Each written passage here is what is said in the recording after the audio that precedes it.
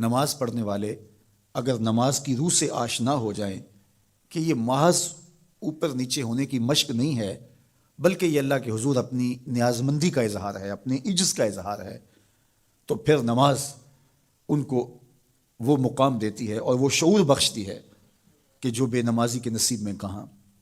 انسان کے اشرف اعضاء اس کے سر میں ہیں، بولنے کی قوت زبان سر میں، دیکھنے کی قوت آنکھیں سر میں، سننے کی قوت کان سر میں، سوچنے کی قوت دماغ سر میں، سونگھنے کی قوت ناک سر میں، اور یہ سر مالک کے در پہ ہے۔ اور زبان سے بندہ کیا کہہ رہا ہے؟ سبحان ربی الاعلیٰ، مالک تو سب سے اعلیٰ ہے۔ اور اپنا رویہ اور عمل کیا ہے کہ اپنی ناک بھی خاک پہ رکھی ہے، پیشانی بھی خاک پہ رکھی ہے، اور باقی اعضاء بھی خاک پہ ہیں۔ تو گویا عملاً یہ بتا رہا ہے مالک مجھ سے نیچا کوئی نہیں اور تجھ سے اونچا کوئی نہیں۔ اور اگر وہ نماز کی روح سے آشنا ہو جائے تو سجدے سے سر اٹھانے سے قبل اللہ سارے اس کے بوجھ اتار دے، اس کے من میں روشنیاں کر دے۔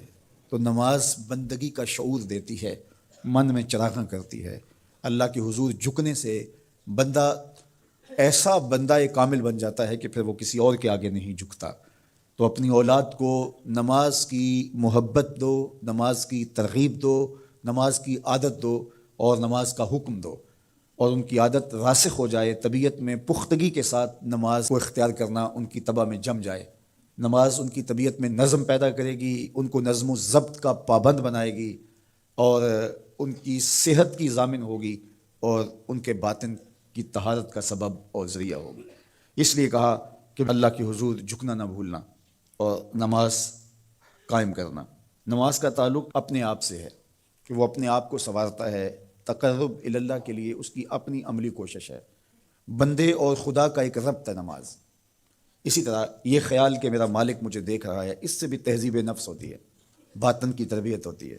انسان ایک حصار میں آ جاتا ہے، ایک پہرے میں آ جاتا ہے کہ میرا اللہ مجھے دیکھ رہا ہے، اور پھر وہ قدم پھونک پھونک کے رکھتا ہے۔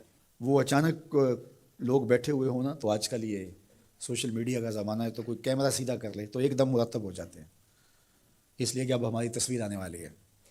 یا کوئی کسی کو کہے کہ جناب آپ لائیو جا رہے ہیں، تو وہ بالکل اپنی حرکات سکنات منظم کر لیتے ہیں، کپڑے سیدھے کرنے لگ جاتے ہیں، اس لیے کہ ہم لائیو جا رہے ہیں۔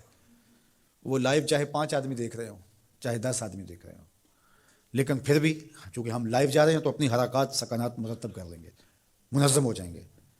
اور جب یہ یقین ہو کہ میرا اللہ مجھے دیکھ رہا ہے، یہ ساری حرکتیں وہاں لائیو جا رہی ہیں، تو پھر دل میں برا خیال بھی آنے لگے گا تو اس کو روکیں گے کہ میرا اللہ تو دیکھ رہا ہے۔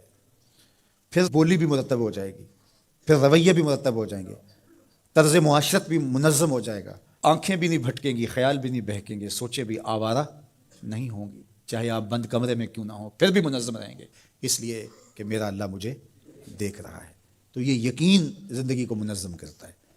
تو اس کا تعلق بھی انسان کی ذات سے تھا۔ نماز سے بھی تہذیب نفس ہے، اللہ سے تقرب حاصل ہوتا ہے۔ اب کہا تو خود غرض نہ بننا کہ اپنے آپ کو سنوار لیا اور کافی ہے، نہیں، لوگوں کو بھی نیکی کا حکم دینا۔